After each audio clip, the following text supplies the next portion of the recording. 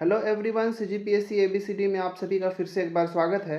इस वीडियो के अंदर हम फिर से आपके लिए लेकर आ गए हैं छत्तीसगढ़ की सामान्य जानकारियों के क्रम में 500 महत्वपूर्ण प्रश्नों का वीडियो नंबर 11। ठीक है, अभी तक आपने वीडियो नंबर 1 से 10 तक नहीं देखा है तो मैं आपसे रिक्वेस्ट करूंगा कि उसे भी आप जाके ज़रूर देखें। बहुत ही अच्छे इंपॉर्टेंट क्वेश्चंस आपके लिए मैं तैयार किया हूँ ताकि आप सभी को रिवीजन भी बहुत अच्छे से हो जाए। ठीक है, अगर आप चैनल में नए हैं तो हमारे चैनल को सब्सक्राइब कर लीजिए। वीडियो अच्छा लगे तो लाइक करके अपने दोस्तों के साथ ज़रूर शेयर करिएगा। और हमारा जो टेलीग्राम चैनल है सीजीपीएससी एबीसीडी का, आप उसे भी ज्वाइन कर लीजिए ताकि हम वहाँ पे वीडियो का नोटिफिकेशन आप सभी को दे सकें, वीडियो का पीडीएफ प्रोवाइड कर सकें और किसी भी तरह का अगर डाउट हो तो हम सभी मिलकर उसको शॉर्ट आउट करें। ये जो वीडियोस हैं, जितने भी मैं 500 क्वेश्चंस के क्रम में जितने भी वीडियोस आ रहे हैं, सभी सीजीपीएससी प्रीलिम्स और सीजी व्यापम के जितने भी एग्जाम है सभी के लिए इंपॉर्टेंट होगा। ठीक है, ये स्टैटिक जीके का पोर्शन है। ठीक है, यहाँ पे जितने भी क्वेश्चन होंगे सब के सब स्टैटिक वाले पोर्शन है, कभी चेंज नहीं होंगे, इसीलिए ये आपके लिए हमेशा के लिए चैनल पे अवेलेबल रहेगा। ठीक है, चलिए शुरू करते हैं। अभी तक हम टोटल 145 महत्वपूर्ण प्रश्न का हम एनालिसिस देख चुके हैं, उसका हम रिवीजन कर चुके हैं टॉपिक वाइज। ठीक है, मतलब क्वेश्चंस के माध्यम से आपका टॉपिक भी क्लियर कराने की हम कोशिश करते हैं। तो चलिए हम आगे शुरू करते हैं इस वीडियो को। और आज का जो हमारा पहला प्रश्न है वो 146 नंबर का प्रश्न है। प्रश्न है कि निम्न कथनों पर विचार कर उचित विकल्प का चयन करिए। देखिए, ऐसे प्रश्न को आपको करना क्या है कि पहले वीडियो को पॉज करना है और खुद अपना आंसर लगाना है कि क्या आपका सही होता है कि नहीं।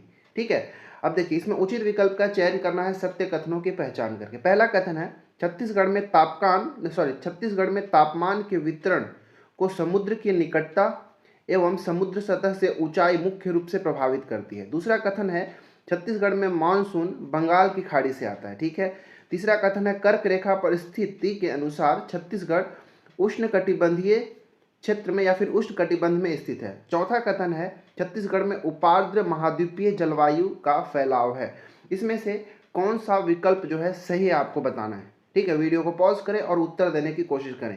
ये चारों के चारों कथन बहुत ज़्यादा इंपॉर्टेंट है। कई बार से ये सिंगल कथन भी आपसे पूछ लिया जाता है, तो मैंने जो भी पूछा जाता है और पूछा है उन सबको एक जगह एक ऑप्शन में यहाँ पे एक 4 कथन के रूप में यहाँ पे इंक्लूड कर दिया हूँ। तो अगर आपको पता होगा तो इसका पता पाएंगे कि ये चारों के चारों कथन बिल्कुल सही है। ऑप्शन नंबर ए बिल्कुल हमारा राइट आंसर होगा। छत्तीसगढ़ में तापमान के वितरण और समुद्र के निकटता और समुद्र के ऊंचाई पर ही प्रभावित होता है। किसी भी स्थान का, छत्तीसगढ़ की बात नहीं करेंगे, किसी भी स्थान की जो तापमान होता है वो किस पे डिपेंड करता है? डिपेंड करता है कि वो समुद्र से कितना दूरी पर स्थित है और साथ ही साथ समुद्र सतह से उसकी ऊंचाई कितनी है। इसलिए पहला कथन सही है।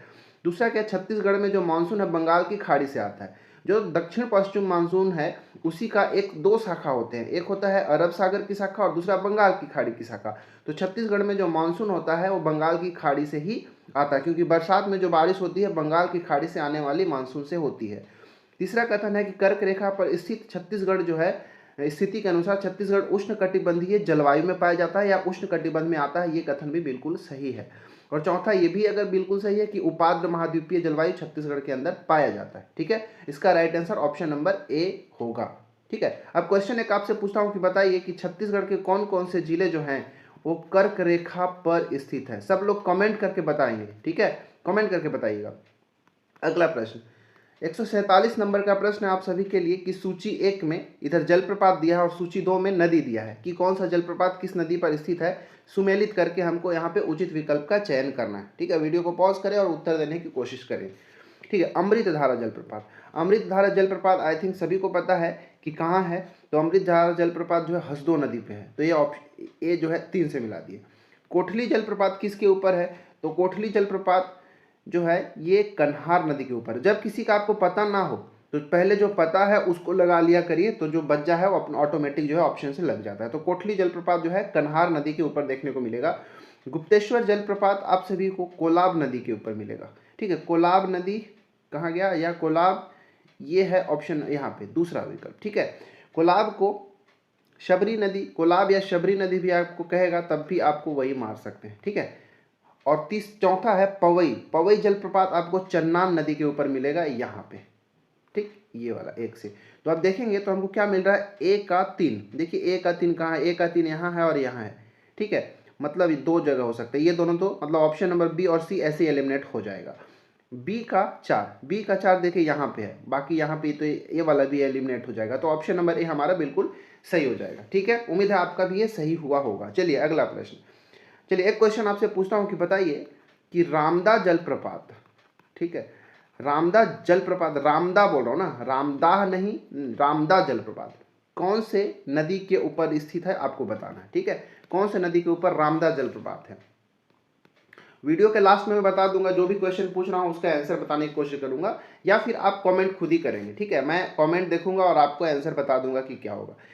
148 नंबर का प्रश्न है कि छत्तीसगढ़ राज्य में स्थित सचिवालय अधिकारी के पदानुक्रम के संबंध में सही क्या है। ठीक है, देखिए सचिवालय ग्रेड के जितने भी अधिकारी होते हैं उनका यहाँ पे बताना है कि पदानुक्रम की सबसे ऊंचे पद पे कौन होते हैं, फिर निम्न पद पे कौन होते हैं, ऐसे ही आपको बताना है।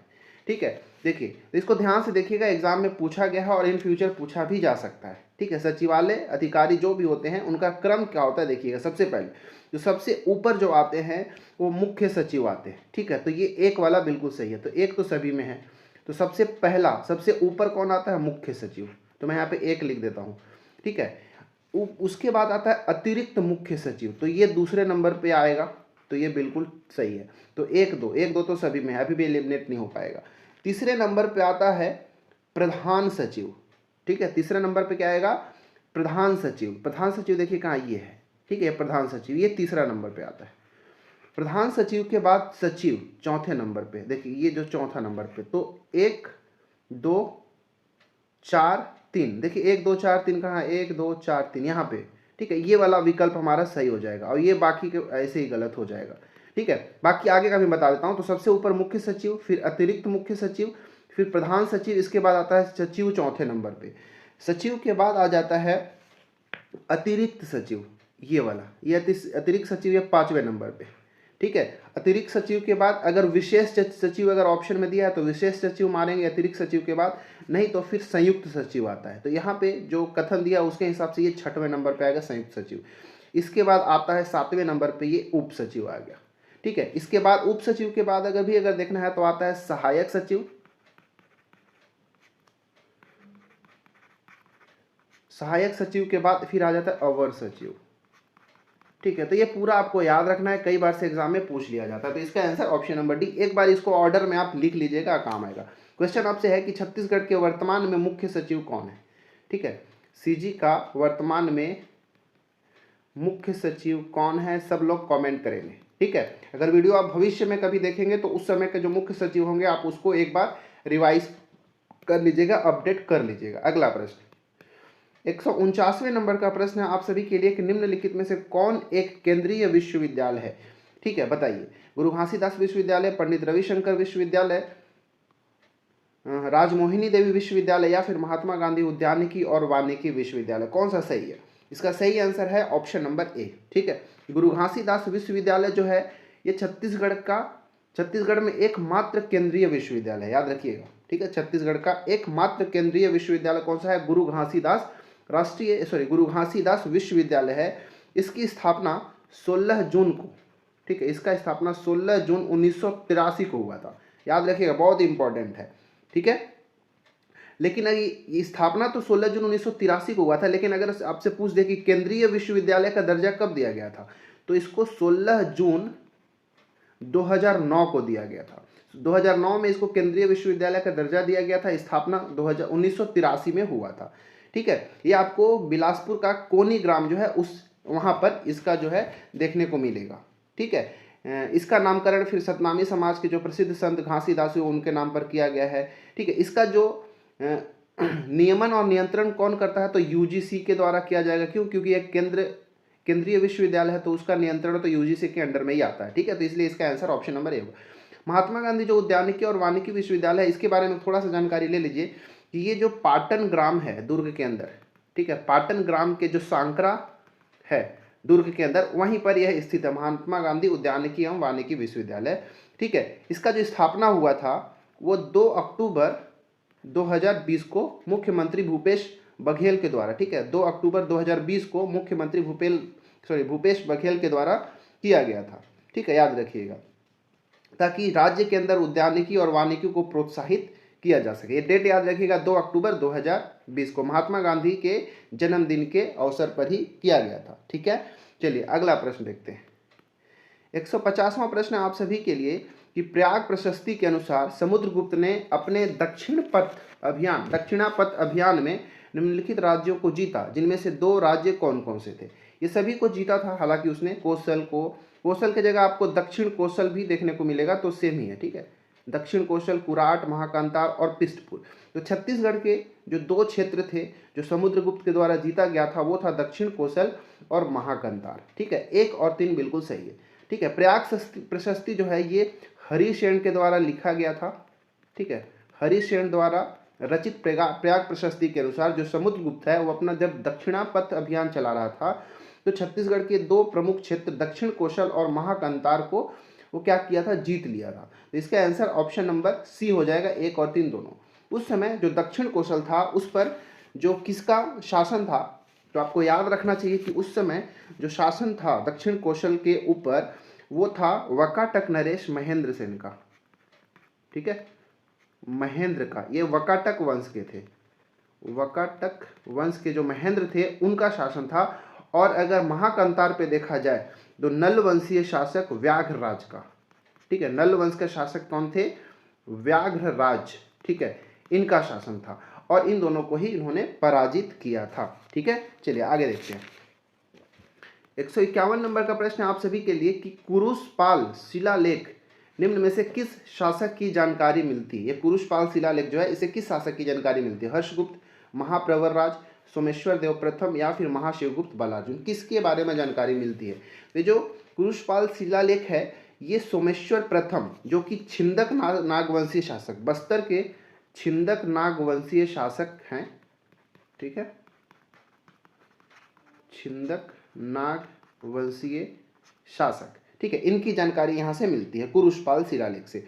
ये जो कुरुशपाल शिलालेख है ये नागरी लिपि, ठीक है, नागरी लिपि में और साथ ही साथ संस्कृत भाषा में, ठीक है, संस्कृत भाषा में यह लिखा गया है। ठीक है, याद रखिएगा। इसमें यह पता चलता है कि सोमेश्वर देव जो थे वो मधुरांतक देव का वध किया था, इसी शिलालेख से पता चलता है। ठीक है, याद रखिए। अब क्वेश्चन आपसे पूछता हूं कि बताइए कि छिंदक नागवंशीय शासक जो हैं, छिंदक नागवंश के जो प्रथम शासक कौन थे जो कि संस्थापक भी थे। ठीक है, कमेंट करके बताइए। ठीक है, कौन थे शासक और प्रथम शासक और इसके संस्थापक कौन थे। चलिए अगला प्रश्न 152 नंबर का प्रश्न है कि छत्तीसगढ़ राज्य में अंग्रेजों का नियंत्रण स्थापित होने के समय किस भोसले शासक का शासन था। क्वेश्चन अच्छा है, इंपॉर्टेंट है। ठीक है, आप सभी को पता ही होगा कि जो अंग्रेजों का अप्रत्यक्ष जो शासन चला वो कब से कब तक 1818 से 1830 तक चला था। ठीक है, ये मराठा ब्रिटिश संरक्षण का काल भी इसको कहते हैं या फिर कह लीजिए कि अप्रत्यक्ष शासन है मराठा अंग्रेजों का। ठीक है, 1818 से 1830 तक। अब 1818 में ही छत्तीसगढ़ के ऊपर अंग्रेजों का नियंत्रण होता है, क्योंकि देखिए होता क्या है कि बात आता है 27 नवंबर, डेट को याद रखिएगा, 27 नवंबर 1817, इस दिन सीताबर्डी का युद्ध होता है। ठीक है, सीताबर्डी का युद्ध होता है किसके किसके बीच में, तो जो अप्पा साहब रहते हैं, ठीक है, जो अप्पा साहब रहते हैं और जो अंग्रेज हैं, इन दोनों के बीच 27 नवंबर 1817 को सीताबर्डी का युद्ध होता है, जिसमें अप्पा साहब जो रहते हैं इनकी हार हो जाती है, क्योंकि मराठा शासक जो नागपुर से ये चलाते थे, पूरा नागपुर वाला क्षेत्र था, उसी के अंदर छत्तीसगढ़ भी आता था। तो जैसे ही अप्पा साहब हारते हैं तो हमारा जो छत्तीसगढ़ भी है उसके ऊपर भी ब्रिटिश शासन हो जाता है, ब्रिटिश का नियंत्रण आ जाता है।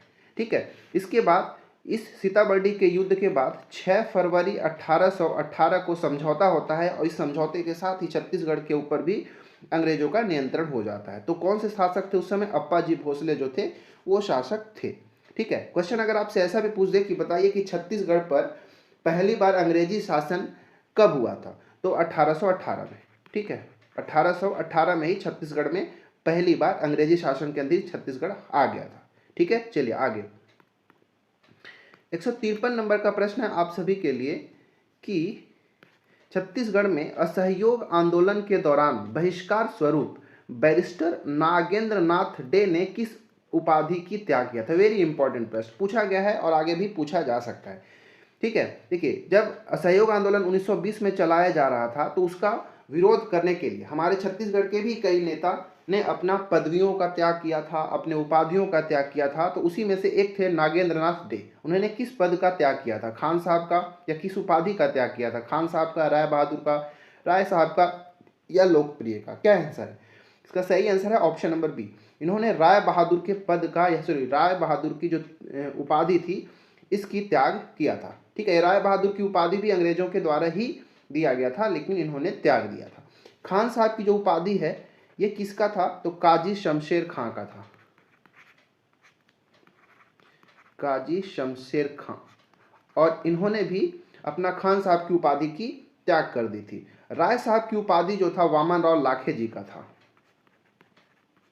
ठीक है, वामन राव लाखे जी का, इन्होंने ही राय साहब की उपाधि त्याग की थी। हालांकि जो जनता थी उन्हें लोकप्रिय की उपाधि प्रदान किया था। तो लोकप्रिय की उपाधि किसको? वामन राव लाखे के द्वारा, जनता के द्वारा दिया गया था, और इन्होंने राय साहब की उपाधि का त्याग किया था। चलिए आगे प्रश्न अगला है 154 नंबर का प्रश्न है कि मुंबई में कांग्रेस के वरिष्ठ नेताओं की गिरफ्तारी के विरोध में इस राज्य में रायपुर में 9 अगस्त 1942 को एक विशाल जुलूस और सभा का आयोजन किया। इसका नेतृत्व निम्न में से किसने किया था? देखिए, क्या हुआ था कि मुंबई में जब कांग्रेस का अधिवेशन हो रहा था तो बहुत सारे वरिष्ठ नेताओं का गिरफ्तारी कर लिया गया था, जिसमें छत्तीसगढ़ के भी कई ऐसे नेता थे। तो इस गिरफ्तारी को विरोध करने के लिए ही छत्तीसगढ़ के अंदर रायपुर में 9 अगस्त 1942 में, ठीक है, भारत छोड़ो आंदोलन के समय एक विशाल जुलूस का आयोजन किया गया और सभा भी आयोजन किया गया। तो उसका नेतृत्व किसने किया था आपसे पूछा गया? खूबचंद बघेल, रामकृष्ण ठाकुर, त्रेतानाथ तिवारी, या फिर रणवीर सिंह शास्त्री? कौन थे बताइए? तो इसका सही आंसर है option number C, Tretanath Tiwari ji ने ही इसका नेतृत्व किया था। कई बार से इनके सहयोगी कौन थे वो भी पूछ दिया जाता है। ठीक है, तो इनके साथ 2-3 सहयोगियों का नाम याद रखिएगा। त्रेतानाथ तिवारी जी के साथ कमल नारायण शर्मा, कमल नारायण शर्मा जी हो गए। इसके बाद आ गया रणवीर सिंह शास्त्री। ठीक है, ये भी हैं। ठीक है, ये भी है, रणवीर सिंह शास्त्री भी इसमें, लेकिन नेतृत्व तो यहाँ पे पूछा गया तो नेतृत्व त्रेतानाथ तिवारी ने किया था। और एक और याद रख सकते हैं, जय नारायण पांडे। ठीक है, जय नारायण पांडे, ये तीनों ने ही नेतृत्व किए थे। ये 9 अगस्त 1942 का डेट भी याद रखिएगा। इसका आयोजन कहाँ हुआ था? तो रायपुर के अंदर जो राष्ट्रीय विद्यालय था, ठीक है, रायपुर का जो राष्ट्रीय विद्यालय था वहीं पर आयोजन किया गया था।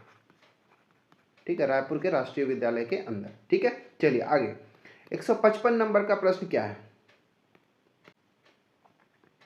155 नंबर का प्रश्न है कि निम्नलिखित में असत्य कथन का पहचान करें। प्रश्न है, देखिए 4 कथन दिया है, इसमें असत्य कथन की आपको पहचान करना। बहुत अच्छा इंपॉर्टेंट प्रश्न है। यहाँ पे ये 4 प्रश्न अलग अलग बनाए जा सकते थे, जिसको मिलाकर मैंने एक ही प्रश्न बनाया था कि आपको ज़्यादा से ज़्यादा इन्फॉर्मेशन दे सकूँ। पहला कथन क्या है कि बस्तर की गोंड जनजाति नवाखाई त्योहार को पंडुम कहते हैं। दूसरा, माड़िया जनजातियों के द्वारा हनालगट्टा स्मृति स्तंभ का निर्माण किया जाता है या बनाया जाता है। तीसरा, माड़िया जनजाति भोजन को वेंडू कुरमा कहते हैं। और चौथा है, छत्तीसगढ़ की दोरला जनजातियों में बारिश न होने पर कप्पल पेंडुम अर्थात मेढकों का त्यौहार मनाया जाता है। इसमें से कौन सा कथन जो है असत्य है आपको बताना है। ठीक है, तो देखिए पहला कथन जो है बिल्कुल सही है। ठीक है, कि बस्तर की गोंड जनजाति जो है नवाखाई त्योहार को पंडुम कहते हैं। दूसरा कथन, माड़िया जनजातियों के द्वारा हनालगट्टा स्मृति स्तंभ का निर्माण किया जाता है, ये कथन भी सही है। तीसरा कथन है, माड़िया जनजाति भोजन को वेंडू कर्मा कहते हैं, तो ये वाला ही असत्य है। ठीक है, ये वेंडू कर्मा है क्या? वेंडू कुर्मा। ठीक है, ये वेंडू कुर्मा जो एक्चुअली वो मकान को कहते हैं। ठीक है, माड़िया जनजाति जो है वो अपने मकान को वेंडू कुर्मा कहते हैं, भोजन यहाँ पे नहीं होगा। ठीक है, चौथा कथन भी बिल्कुल सही है कि जब कभी बरसात नहीं होता है तो बरसात कराने के लिए वो क्या करते हैं, कप्पल पेंडुम नामक त्यौहार मनाए जाते हैं, जो कि मेंढकों का त्यौहार होता है। ये त्यौहार जल्दी स्त्रियों के द्वारा मनाया जाता है। ठीक है, स्त्रियों के द्वारा मनाया जाता है। इसका आंसर ऑप्शन नंबर सी। ये चारों के चारों कथन को याद रखिएगा, डायरेक्ट पूछ लिया जाता है। अगला प्रश्न 156 नंबर का प्रश्न जो है, ये जनजातियों में जो विभिन्न प्रकार के जो विवाह प्रक्रिया होती है, जो विवाह होता है उससे संबंधित है। सुमेलित करना है कि इस राज्य में जनजातियों की विवाह परंपराएं और उनके व्रत, मतलब किस तरह के विवाह जो है उनका क्या अर्थ होता है, किससे संबंधित विवाह होते हैं। ठीक है, उसी हिसाब से हमको क्या करना है, यहाँ पे उचित विकल्प का चयन करना है सुमेलित करके। तो अब वीडियो को पॉज करिए और उत्तर देने की कोशिश करिए खुद, इसके बाद आंसर को आप मैच करेंगे।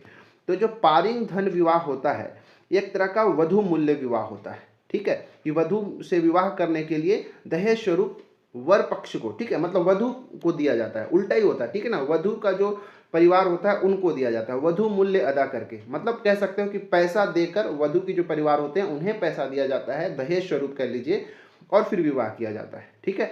तो पारिंग धन विवाह क्या है, वधु मूल्य विवाह होता है। अर उतो जो है एक तरह का विधवा विवाह है, ठीक है, विधवा पुनर्विवाह, तो इसका बी जो है 4 से मिलान होगा। लमसेना विवाह एक तरह का सेवा विवाह है, इसको ऐसे याद रखिए, से इसमें भी आता है और सेवा में भी से आता है, तो मैं तो ऐसे याद किया हूँ, हमेशा ये याद रहता है, लमसेना विवाह सेवा विवाह, ठीक है। और जो गुरावट विवाह है, गुरावट विवाह वो एक तरह का विनिमय विवाह है, ठीक है। जनजातियों के अंदर जो विधवा पुनर्विवाह है जिसको हम अर उतो विवाह कहते हैं, इसको और कई नामों से भी जाना जाता है। यहाँ पे मैं लिख देता हूँ चूरी पहिरई, ठीक है, चूरी पहिरई भी इसको कहा जाता है, या फिर हल्दी पानी भी कहा जाता है। ये सभी के सभी विधवा पुनर्विवाह से संबंधित है। अब इसको मैच करेंगे तो ए का 2 बी का 4, ए का 2 बी का 4, देखिए कहाँ पे मिलेगा, ए का 2 बी का 4, ये ऑप्शन नंबर बी बिल्कुल सही है, और इसके हिसाब से आप देख लीजिएगा। एक और याद रखिएगा, पायसोतुर विवाह आपने सुना होगा, पायसोतुर विवाह यह एक तरह का अपहरण विवाह है, ठीक है, अपहरण विवाह है। पोटा विवाह भी एक होता है जिसको गंधर्व विवाह है, एक तरह का प्रेम विवाह, एक तरह का गंधर्व विवाह है जिसको हम पोटा विवाह जनजातियों की भाषा में कहते हैं, ठीक है। तो ये सब आपको याद रखना है, और ये सभी किस जनजाति से संबंधित है आपको ये भी पढ़ के रखना है। आगे नेक्स्ट जब वीडियो वगैरह आएगा तो वहाँ पे प्रश्न में सब इंक्लूड करूँगा, ठीक है। चलिए आगे 157 नंबर का प्रश्न आप सभी के लिए साहित्यकार और रचना संबंधित है कि कालिदास द्वारा रचित मेघदूत का छत्तीसगढ़ी भाषा में अनुवाद किसने किया था। देखिए किसी ने कमेंट किया था कि सर ये सब कॉमन प्रश्न है, नए प्रश्न लाइए। तो देखिए ये मैं जो 500 प्रश्नों का जो सेट जो तैयार कर रहा हूँ ये इसीलिए तैयार कर रहा हूँ, और देखिए कितना नया लाएंगे, क्वेश्चंस वही आते हैं, थोड़ा सा आपको अच्छे से एनालिसिस करना है, याद रखना है, ठीक है। ऐसे ही प्रश्न बनते हैं और आपके बाकी ऑप्शंस का आंसर पता होना चाहिए, एलिमिनेशन आना चाहिए, बस यही मेन इंपॉर्टेंट होता है, ठीक है। और ये 500 प्रश्न इसलिए तैयार कर रहा हूँ ताकि नए लोग जितने भी आए, हमेशा जब भी नए लोग पढ़ने आए तो उन सबको ये हमेशा यहाँ से मिले, रिवीजन कर सकें, और जो पुराने लोग हैं उसको बार बार यहाँ से रिवीजन करके अपना एनालिसिस कर सकते हैं अपना आंसर लगा के, ठीक है, इसलिए बनाया जा रहा है, ठीक है। तो इसका बताना है कि कालिदास द्वारा रचित जो मेघदूत है वो छत्तीसगढ़ी भाषा में अनुवाद किसने किया था, लोचन प्रसाद पांडे, मुकुटधर पांडे, बंशीधर पांडे, या फिर कपिलनाथ मिश्र, किसने किया था। सही आंसर इसका आप कब जानते होंगे सर, क्योंकि बहुत आसान है, ऑप्शन नंबर बी बिल्कुल सही है, मुकुटधर पांडे जी के द्वारा मेघदूत का छत्तीसगढ़ी भाषा में अनुवाद किया गया था, ठीक है। जो मुकुटधर पांडे हैं इनको छायावादी के प्रवर्तक माना जाता है, ठीक है, छायावादी के प्रवर्तक के रूप में इनको माना जाता है, ठीक है। इनकी एक रचना है कुररी के प्रति, कुररी के प्रति, ठीक है। एक कुररी के प्रति जो रचना है इसको छायावाद की प्रथम कविता माना जाता है, जो भी बोल रहा हूँ उसको लिखिएगा, छायावाद की प्रथम कविता कुररी के प्रति माना जाता है, जो कि मुकुटधर पांडे जी के द्वारा रचित है। ये 1976 में इनको भारत सरकार द्वारा पद्मश्री से भी नवाजा गया है, ठीक है, कब 1976 के अंदर पद्मश्री, याद रखिए। इनकी कई सारी रचनाएं हैं क्योंकि ये विशेष करके रचनाओं के लिए प्रसिद्ध हैं, तरह तरह की रचनाएं हैं, जिससे पूजा के फूल उनका एक काव्य संग्रह है, शैलबाला उनका एक उपन्यास है, तो याद रखिएगा, ठीक है। आगे चलते हैं 158 नंबर का प्रश्न है कि 2011 की जनगणना के अनुसार 27 जिलों के आधार पर सर्वाधिक जनजातीय जनसंख्या वाले 3 जिले कौन कौन से हैं। क्या क्या बताना है, पहली बात तो 2011 की जनगणना के अनुसार 27 जिलों के आधार पर, दो तरीके से पूछा जाता है, 18 जिलों के आधार पर, 27 जिलों के आधार पर, और जब नया जनगणना आ जाएगा तो 33 जिलों के आधार पर भी आपको याद करना पड़ सकता है। तो 2011 की जनगणना में 27 जिलों के आधार पर सर्वाधिक जनजाति वाले 3 जिले कौन कौन से हैं आपको बताना है, ठीक है। वीडियो को पॉज करें और आंसर देने की कोशिश करें। इसका राइट आंसर है option number A, Jashpur, Bastar और रायगढ़। ये जो है 27 जिलों के आधार पर सबसे अधिक जनजातीय जनसंख्या वाली थी, जिसमें जसपुर सबसे अधिक, फिर बस्तर और इसके बाद फिर रायगढ़, ठीक है, याद रखिएगा, ठीक है। देखिए अगर सबसे कम पूछा जाए, इसी में सबसे कम जनजातीय जनसंख्या वाला तो ये वाला है, 2011 के 27 जिलों के आधार पर बेमेतरा, मुंगेली और रायपुर। ये सबसे न्यूनतम है। सर्वाधिक के लिए पूछेगा तो ये, न्यूनतम के लिए पूछ देगा तो ये दोनों जो है 27 जिलों के आधार पर है, ये दोनों जो है 18 जिलों के आधार पर है। सर्वाधिक पूछेगा तो सरगुजा, बस्तर और जशपुर। सबसे न्यूनतम पूछेगा तो नारायणपुर, कबीरधाम और जांजगीर चांपा, ये जांजगीर चांपा है। ठीक है, 2011 की जनगणना के अनुसार। तो ये पूरा डाटा आपको याद रखना है। ठीक है, चलिए आगे। 159 नंबर का प्रश्न है, वेरी वेरी इंपॉर्टेंट प्रश्न है। ठीक है, प्रश्न है कि जो Chhattisgarh mineral development corporation, Chhattisgarh mineral development corporation CMDC, जिसको छत्तीसगढ़ खनिज विकास निगम भी कहते हैं, इसका गठन कब हुआ था? 7 जून 2001, 7 जुलाई 2001, 7 अगस्त 2001 या फिर 7 सितंबर 2001? कब? इसका आंसर जो है वो है ऑप्शन नंबर ए। ठीक है, 7 जून 2001 को इसकी स्थापना किया गया था, CMDC को, छत्तीसगढ़ मिनरल डेवलपमेंट कॉरपोरेशन को। इसका जो हेड क्वार्टर है वो रायपुर में रखा गया है। ठीक है, हेड क्वार्टर कहाँ है? रायपुर है। देखिए, CMDC के अंतर्गत 5 प्रमुख परियोजना जो है चलाया जाता है। ठीक है, कौन कौन सी 5 परियोजना है? तो एक है टीम की परियोजना, दूसरा है कोरंडम, ठीक है, और तीसरा है बॉक्साइट, और चौथे नंबर पे आ जाएगा कोल मतलब कोयला। ठीक है, और पांचवा याद रखिएगा लौह अयस्क, आयरन ओर। ठीक है, ये 5 तरह के परियोजना जो है CMDC के अंतर्गत चलाया जाता है। ये पांचों तरह के जो अयस्क या फिर खनिज हैं जिसका माइनिंग जो है CMDC के अंतर्गत किया जाता है। ठीक है, ये हमारा 159वां प्रश्न है। ठीक है, अब हम आज का 160वां और आखिरी प्रश्न जो है आपके लिए है, क्या है कि गोंदली जलाशय छत्तीसगढ़ के किस जिले में स्थित है? ये कई बार पूछा गया है और आगे भी पूछा जा सकता है। गोंदली जलाशय, ठीक है, छत्तीसगढ़ के किस जिले में स्थित है? कौन से नदी के ऊपर स्थित है, आपको ये भी पता होना चाहिए। ठीक है, ये गोंदली जलाशय बेमेतरा, दुर्ग, बालोद या फिर कांकेर किस जिले में स्थित है? सही आंसर है ऑप्शन नंबर सी। ये गोंदली जलाशय कहाँ? बालोद जिले के ऊपर स्थित है। ये गोंदली जलाशय जो है इसका निर्माण 1956 में हुआ था। ठीक है, कब? 1956 के अंदर। और देखिए, याद रखिएगा, देश की स्वतंत्रता प्राप्ति के पश्चात, मतलब कह लीजिए कि 1947 के बाद छत्तीसगढ़ में बनने वाला पहला बांध यही था। कौन सा? गोंदली जलाशय था, 1956 में निर्माण हुआ था। ये जो है बालोद जिला के अंदर तो है ही। कौन से नदी पे? नदी अगर पूछ दे तो जुहार नदी। ठीक है, जुहार नदी के ऊपर स्थित है। ठीक है, क्वेश्चन आपसे पूछता हूँ 3-4 मैं जलाशय का नाम या परियोजना का नाम बताता हूँ, उसको आपको बताना है कि किस जिले में स्थित है। एक है सरोदा, ठीक है, सरोदा परियोजना कह लीजिए या फिर सरोदा जलाशय। दूसरा है क्षीर पानी, और तीसरा है बहेरा खार। बहेरा खार, ये तीनों परियोजना जो है कहाँ है? ठीक है, ये तीनों के तीनों परियोजना जो है कवर्धा के अंदर स्थित है। ये इंपॉर्टेंट लगा था इसलिए मैं सोचा कि ये सबको लिख देता हूँ। ठीक है, सरहोदा, क्षीर पानी और बहेरा खार, ये तीनों के तीनों कवर्धा के अंदर स्थित परियोजना है, जलाशय है। ये सरोदा जो है ये सकरी नदी के ऊपर स्थित है। ठीक है, सकरी नदी। क्षीर पानी जो है ये कोंक नदी के ऊपर स्थित है, कोंक। और बहेरा खार जो है ये शिवनाथ नदी के ऊपर है। ठीक है, तो इस प्रकार हमने टोटल अभी तक 160 प्रश्न कर लिया है। ठीक है, उम्मीद है आपको ये वीडियोस अच्छा लग रहे होंगे, इस सीरीज में आपका रिवीजन अच्छे से हो रहा होगा। ठीक है, चैनल में नए हैं तो हमारे चैनल को सब्सक्राइब कर लीजिएगा, और वीडियो अच्छा लगे तो लाइक कर लीजिएगा। हमारा जो टेलीग्राम चैनल है CGPSC ABCD, उसको भी आप जरूर ज्वाइन कर लें। मिलते हैं किसी और वीडियो में, इसमें इतना ही, तब तक के लिए धन्यवाद।